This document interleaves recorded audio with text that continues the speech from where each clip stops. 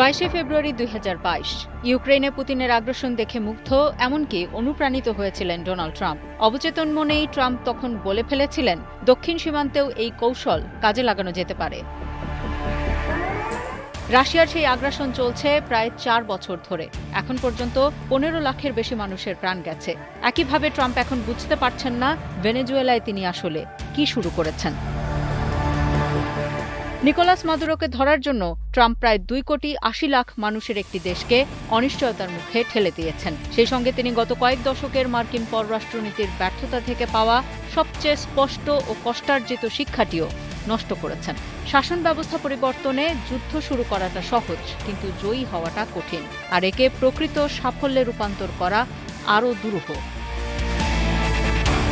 ভেনেজুয়েলায় পরবর্তী সময়ে যাই ঘটুক না কেন, এর পরিণতি কেবল দেশটিতেই সীমাবদ্ধ থাকবে না।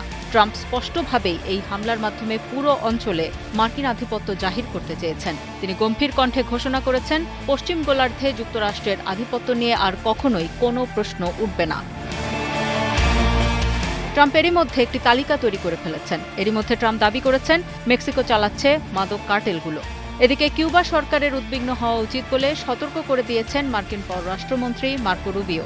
আবার মাদুরোকে আটকের কয়েক ঘণ্টার মধ্যেই ইরানের প্রতি কড়া বার্তা দিয়েছেন ইসরায়েলি রাজনীতিবিদ ইয়ার লাপিদ। কাজেই বোঝা যাচ্ছে তালিকায় আছে তারাও।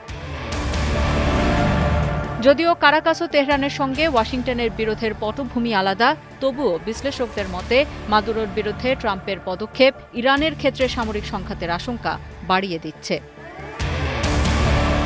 আফসানা শাওন, ৭১।